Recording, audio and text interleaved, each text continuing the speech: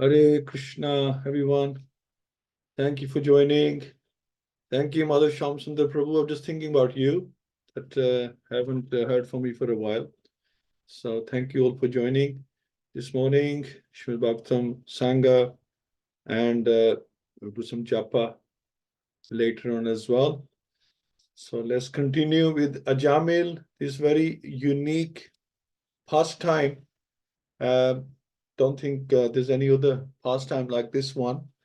uh, that he has this opportunity, and the Yam Dutas and the Vishnu Dutas are fighting over him. Who wants to take him? He's even after committing all the sins, he's still in a very privileged position that there's a tug of war going on to take him away. So let's continue. So it's explained the subtle body is endowed with 16 parts: the 5 knowledge acquiring senses, the 5 working senses, the 5 objects of sense gratification, and the 16 in the mind. This subtle body is an effect of the 3 modes of material nature. It is composed of insurmountably strong desires, and therefore it causes the living entity to transmigrate from one body to another human life, animal life, and life even as a demigod. So shows that even demigods have desires, right? When the living entity gets the body of a demigod, he's certainly very jubilant. When he gets a human body, he's always in lamentation. And when he gets the body of an animal, he's always afraid. So all these different bodies have their side effects. In all conditions, however, he's actually miserable. His miserable condition is called samsriti, or transmigration in material life. The sum and substance of material condition life is explained in this verse. The living entity, the 17th element. So you got the 15 senses, and then you got the mind, and now 17th we included the soul. In Bhagavad-Gita, it is said that the force of material nature is surmountably strong. Devi hi asya gunmai mamaya dhrutyaya. Material nature harasses the living entity in different bodies, but if the living entity surrenders to the Supreme Personality of Godhead, he becomes free from this entanglement, as confirmed in Bhagavad-Gita. Mam eva ye prapdante mayam etam trantite. Thus his life becomes successful. So that's the key. Let's pray. Om Namo Bhagavate Vasudevaya. Om Namo Bhagavate Vasudevaya. Om Namo Bhagavate Vasudevaya. Mukram Kroti Vachalam Bhangum Langyatagrim Yatkirapata Mondeshi Guru Din Taranam Brahmananda Madhavam Shri Chaitanya Ishram Hari Om Tassat Narayana Namaskritya Naram Cheva Narottamam Devim Saraswati Vyasam Tato Jemadiriyat Nashna Preshava Padreshu Nitam Bhagavad Sevya Bhagavati Uttam Shloke Bhakti Bhavati Neshtaki. So the foolish embodied living entity, inept at controlling his senses and mind, is forced to act according to the influence of the modes of material nature. So we are totally controlled by the material energy, which comes in 3 bands of goodness, passion, and ignorance. Against his desires, he is like a silkworm that uses its own saliva to create a cocoon and then becomes trapped in it. So we make plans, and we have desires, and we get entrapped within those ourselves of our own making, with no possibility of getting out.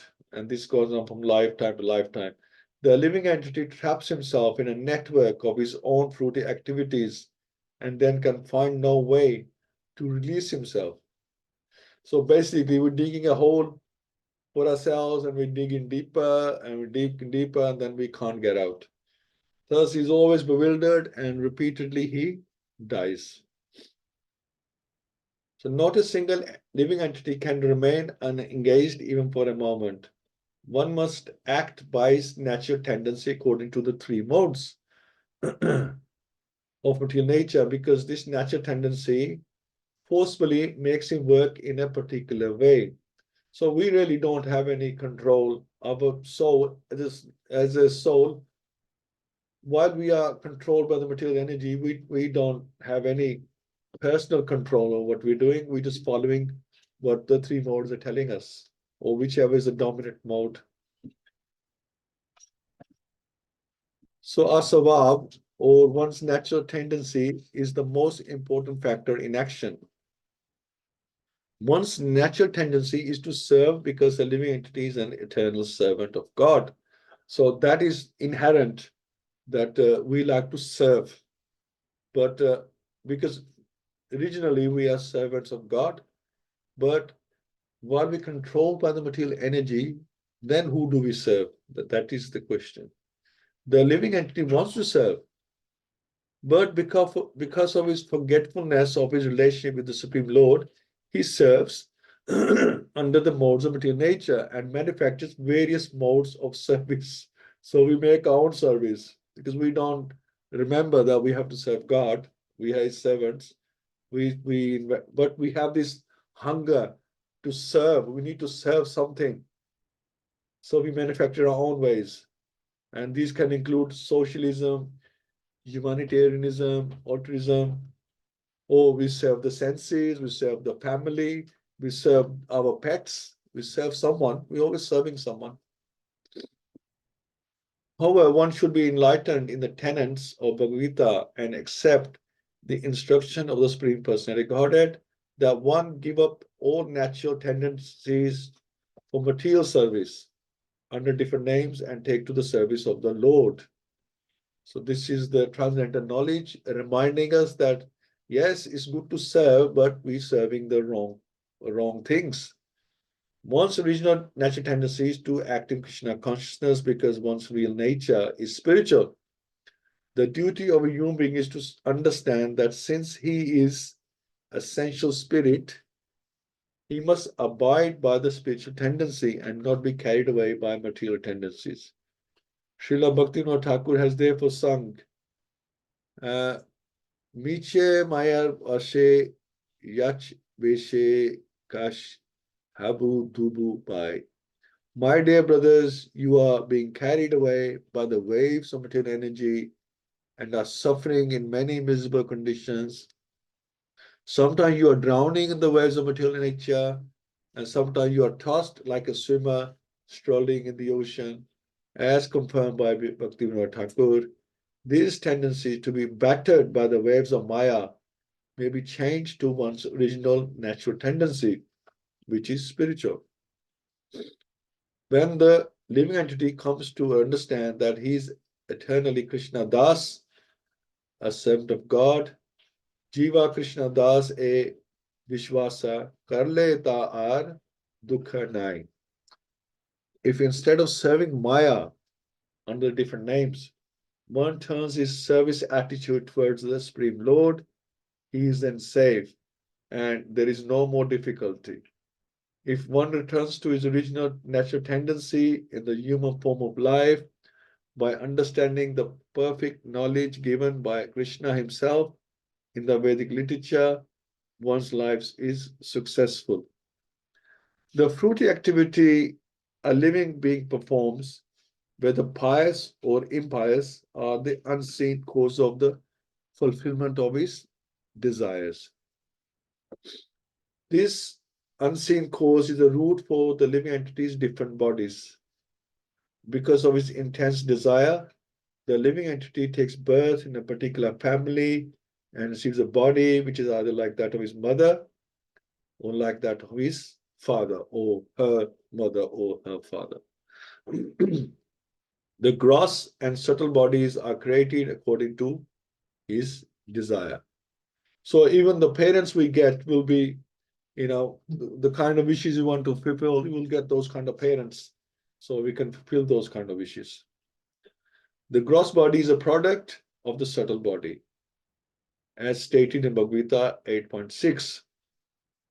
So the gross body is a product of the subtle body because the subtle body is it comes all filled with all our desires and attachments.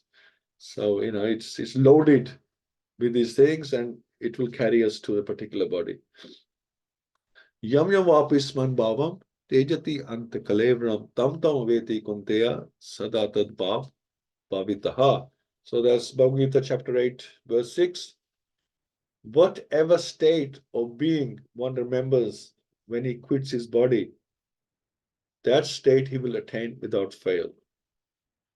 The atmosphere of the subtle body at the time of death is created by the activities of the gross body.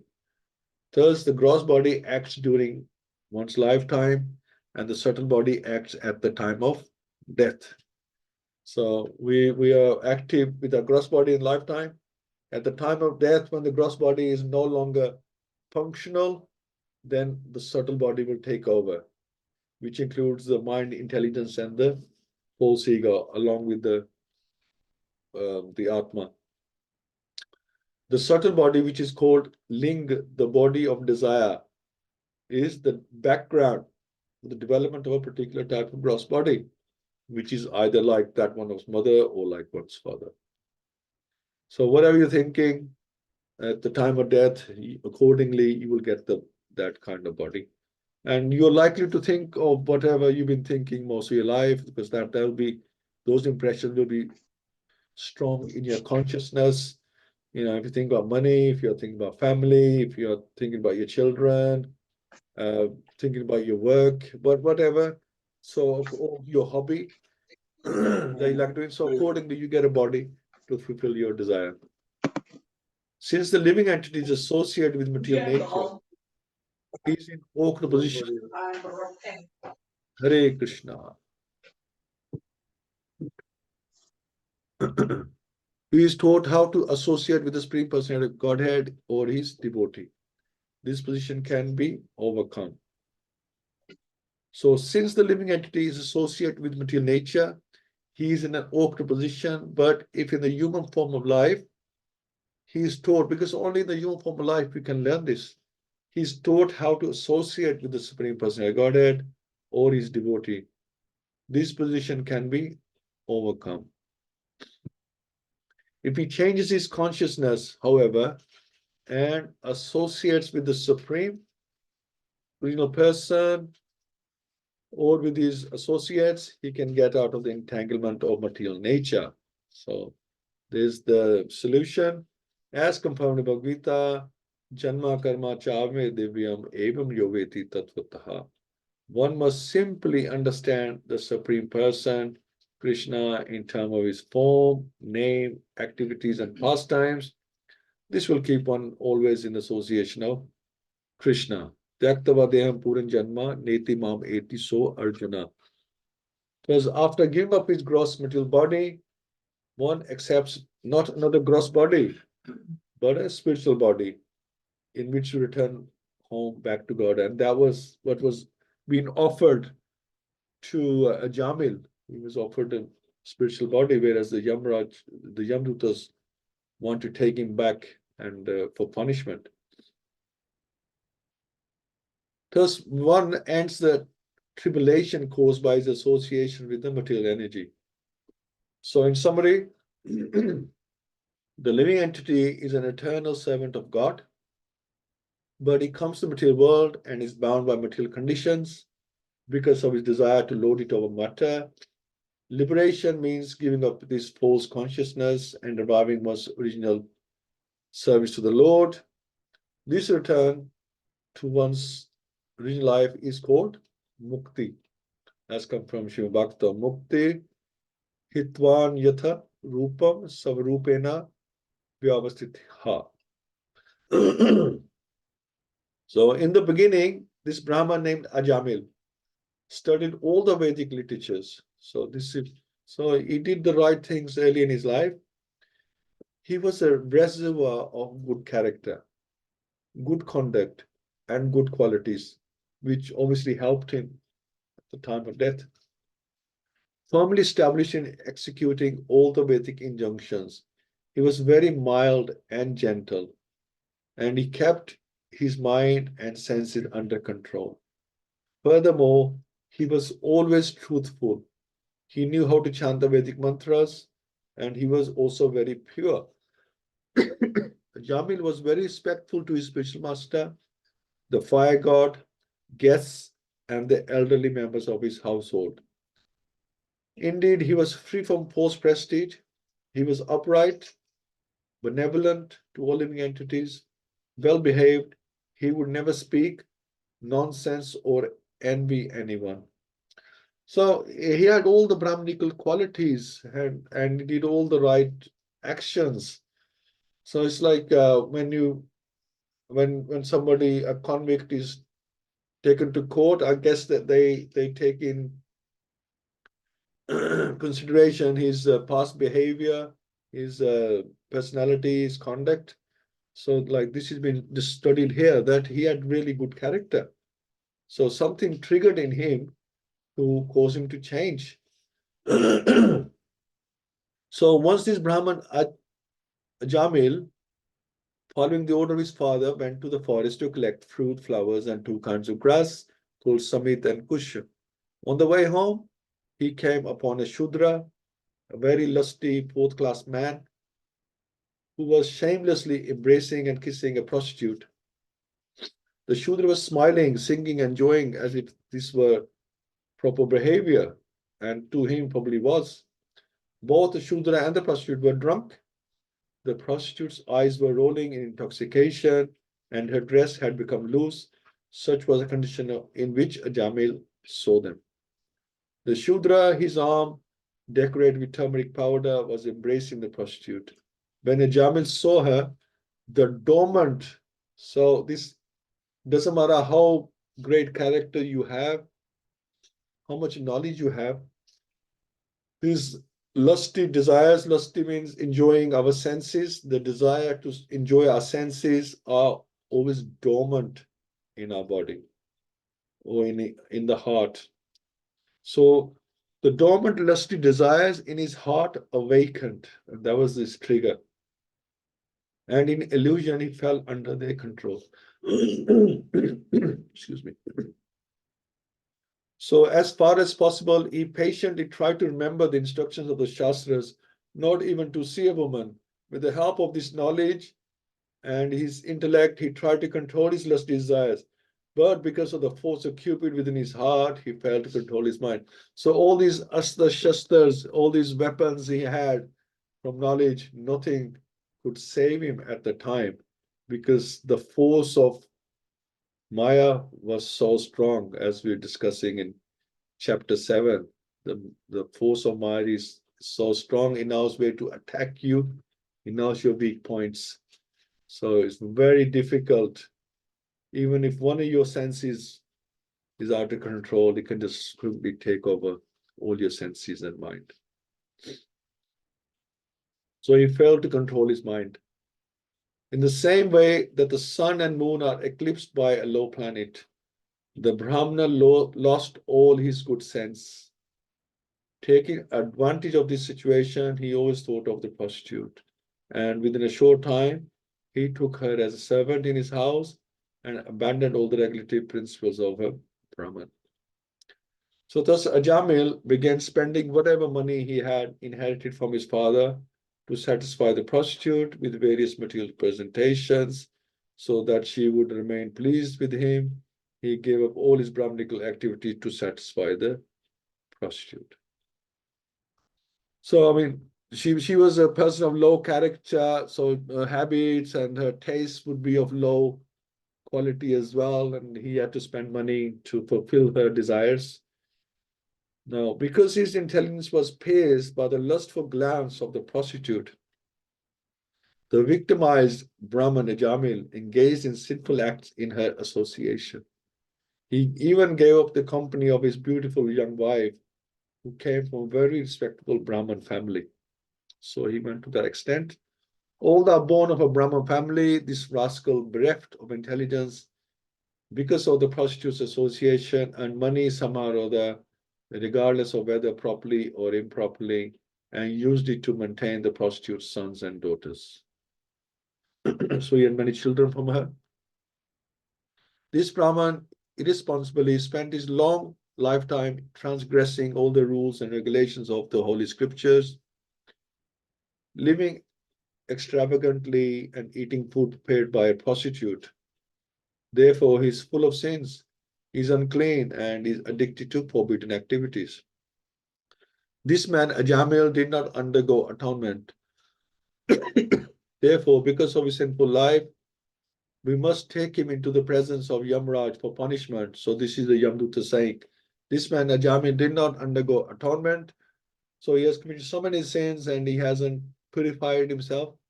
Therefore, because of his sinful life, we must take him into the presence of Yamraj for punishment.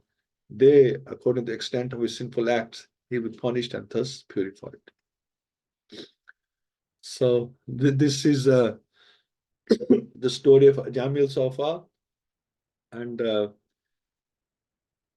Yamdutas think that he needs to be punished, he needs purification, whereas the Vishnu Dutas think otherwise. So what happens to him? So thank you so much, Mafalnoji, Madhav Shamsundar Prabhu, Praveen Mataji, Pandikaksh Prabhu, Sarveshya Mataji, Hare Krishna. So this is a very unique and interesting case. Please give your verdict. Sarveshi Mataji, please, let's hear from you first. Hare Krishna.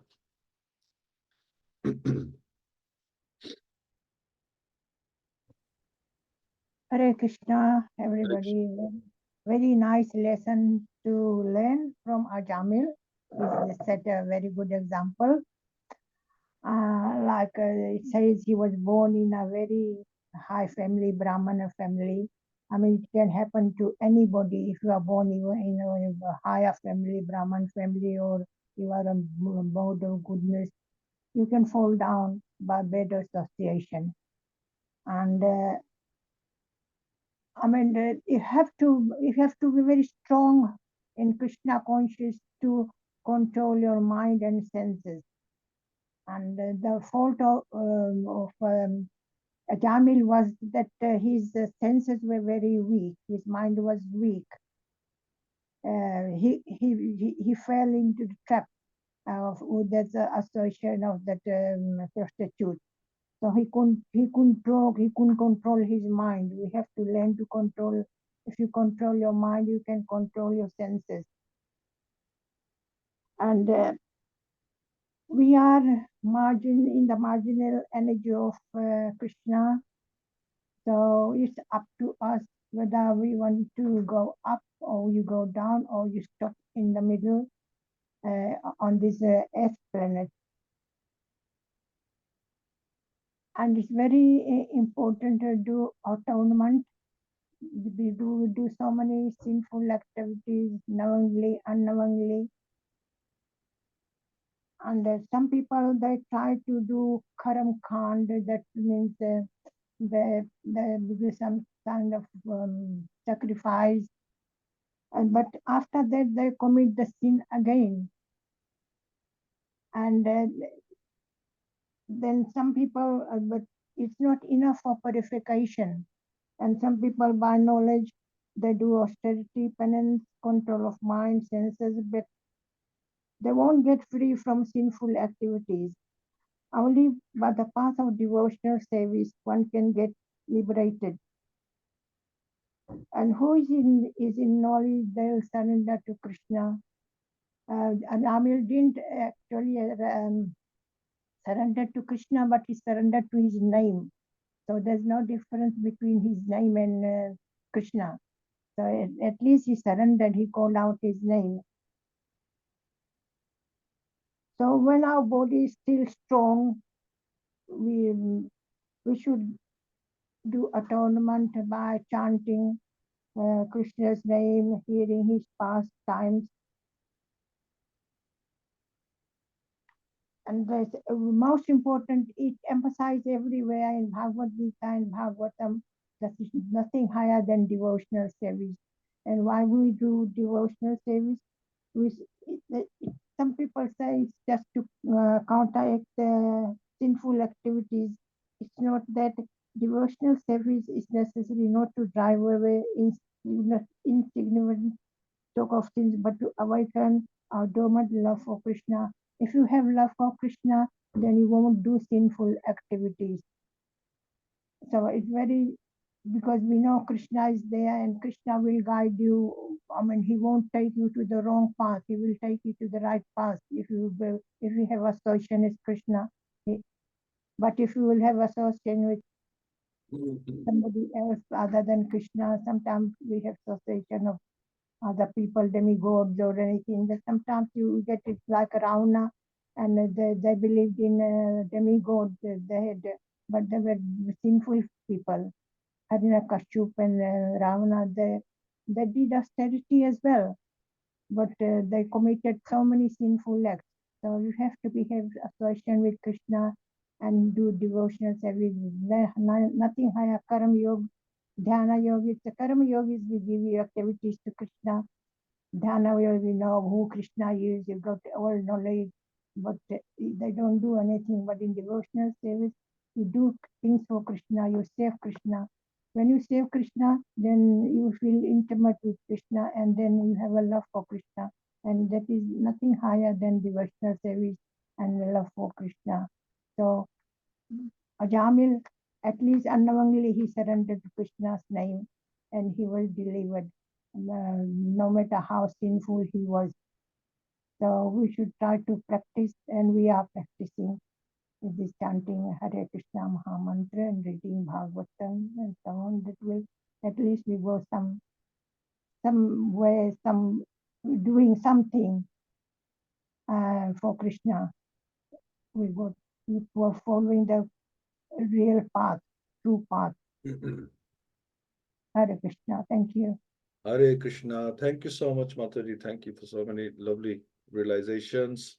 And I'm just thinking that was it Ajamil's good character of the past, or like you said, Krishna's name is same as Krishna on the absolute platform. So it's the strength of the name that actually saved him, right? It's the strength of the name that he mentioned that actually saved him, not his because he hadn't atoned anyway, and okay, he had good character, but then he sort of messed it up by his behavior and his actions and his you know sinful acts. So it's the power of the name of the Lord to have you remember that made all the difference, I think. Hare Krishna. Pundikaksh Prabhu, Hare Krishna. Hare Krishna Prabhuji. And yeah, such a lovely point from Sarveshwar Mataji. Yeah. I mean, Mataji, I have become a favorite of Mataji actually after the last Sunday class. And you mentioned one point exactly like when Mataji explained about death, along with the subtle body, consciousness is also going along with the subtle body. So that's why Srila Prabhupada maintained it says Krishna consciousness. So as you read, the time of living body, of whatever is a consciousness, that is the body you're going to get in next life. And may not be related, but I was thinking, Prabhuji, like now when you read these pastimes, they're specifically highlighting one point of that particular person, like Ajamil's this character, but he might be involved in certain other activities at the same time. Like that, I feel myself, I'm doing so many activities, but Maya is so strong that I never feel I'm doing anything wrong. So when I see at the other people, it's pretty easy to highlight.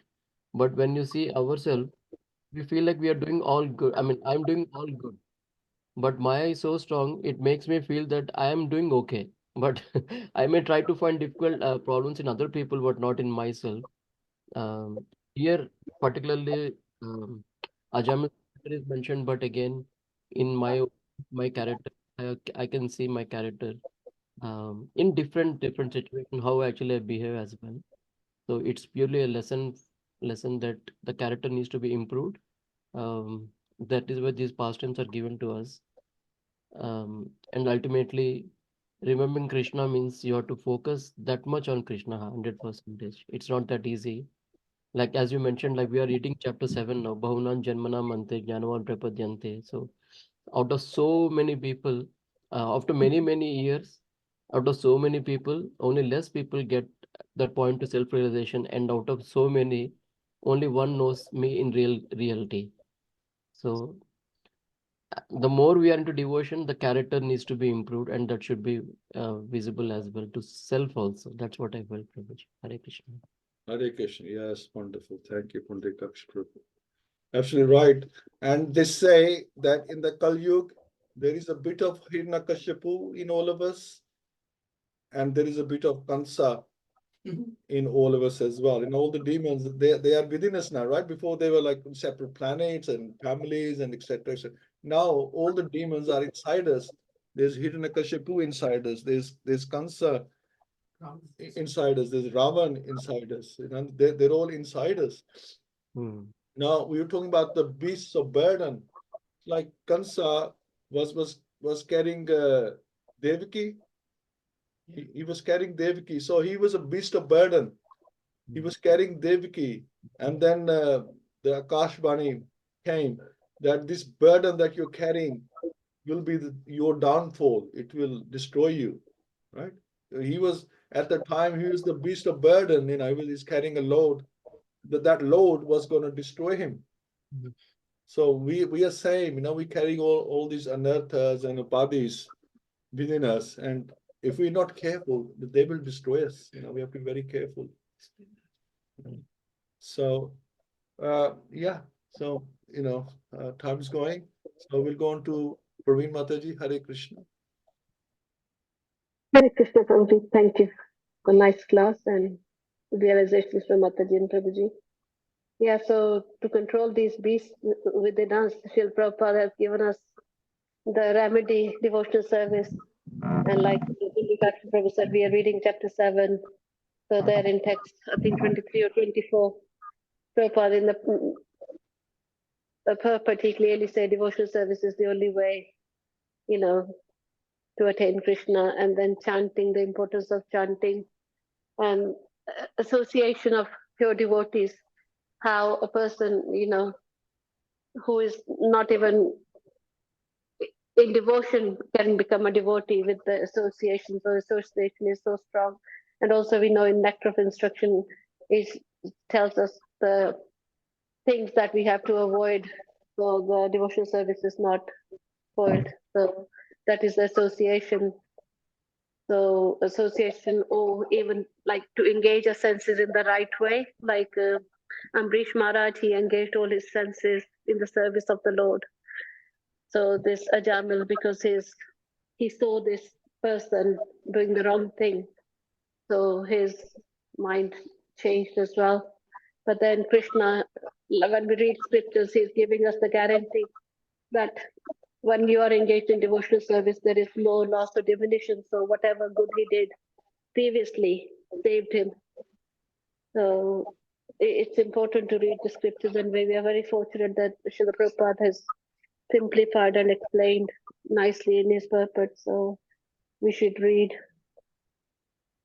more and more. And yeah, well, that's for me. So I'm telling myself I need to read more and more. And I want to request Mataji, please, to do the class again for us in the morning session. I could not come because of family commitments. Mataji, I'm really sorry. But Purvikatra Prabhu was telling me how nice the class was. So please, if you can come in the morning session and give the class again, we'll be very grateful to you. Thank you. Hare Krishna. Yeah, Mataji will be doing a class soon. So, so yeah, it's Sunday program. So she'll be there. Yeah, look forward to that. And I was going to say something, but thank you. I forgot what I was going to say now. I was going to add something, but it's gone now. Sorry, did I make you forget? I'm sorry. It's rather I'm going to already. He just had that. Maybe I'll remember as we go. It's just that moment he had, and he's just blaming us. It's okay. Hare Krishna, everyone. Yes, wonderful pastime of Jamil, and all these pastimes are actually designed for all of us jivas of Kali Yuga, because we need them than jivas of any other yugas. And yes, Mataji's class were brilliant because it's like the whole lifetimes of Krishna consciousness Mataji is condensing into her classes now. Because before this class Mataji gave, I was thinking that was her best class. But I was saying to everyone, and even I said to Mataji in the class, that Mataji, this is your best class so far. Because it's like the more and more becoming more spontaneous, Mataji's classes, it's her living realizations are coming through in the class. And far as this class is concerned, which we had this morning, in Chaitanya Charitamrita, it is said that God does thinking, willing, and what's the other thing? Feeling, willing. Feeling, willing, and thinking, Right. activity and knowledge. And our mind does thinking, feeling, thinking, and willing. And activity we do according to the knowledge we have at that moment of time. We might have all kinds of knowledge, nectar of instruction, nectar of devotion, Bhagavad-Gita, Bhagavatam, every Shastra on this planet. But at that moment of time, what is going to help you in your activity? What kind of activity you are going to do is going to be based upon your consciousness. So Krishna consciousness has to be there in every moment of our lives. Otherwise, just quoting these Shastras and thinking that, oh, I will be helped just because I have read these or I've heard about these. It's not going to help us. We have to pray to Srila Prabhupada, like he kept his consciousness into Krishna consciousness till his last breath, that we are able to do something like that. Even a little percentage. We can't do anything like Srila Prabhupada. Obviously, he's a Mahabhagavat. But keeping our consciousness pure is so important. This is what Ajamil's story has been telling us. And Krishna does all these, but Krishna keeps his knowledge. Krishna's knowledge is perfect. Ours is not perfect because we are only part and parcels. We've got a little bit of it. But whatever little we have, if we can keep it, perfect every time by keeping it in Krishna consciousness, by just, somehow being that like the lotus flower that despite in the mud like situation in the pond, if we can keep our consciousness pure and clean and remember our goal and remember whatever we have learned, then only this this the test which we all will have to face eventually when we are quitting this body is going to be a success. Hare Krishna. Thank you. Yeah, I mean, you're right. Prayer is very important. Even Prabhupada prayed that he should never fall down. I mean, look, this is a Jamil. Well, I mean, we had like Sobri Muni just saying fish, and we had Vishwamitra from Menika. These are very exalted yogis, and they had so much control, and but just by little action, that they got distracted, agitated. So it's that easy. Who are we? We are nothing. So very important to pray to Krishna that we can always stay in good behavior and stay like follow the regulations, become stay like a devotee. So it's very, very important. And pray for Krishna's causeless mercy upon all of us, because that's only going to help us. Absolutely. Thank you so much. We'll have some nice jump arounds. Swishi Mataji, Pari Mataji, Hare Krishna. Hare Krishna. My class was the mercy of the devotees and Guru. Without your mercy, I can't do anything. Thank you very much. Nama Om Vishnupadaya Krishna Prasaya Bhuti.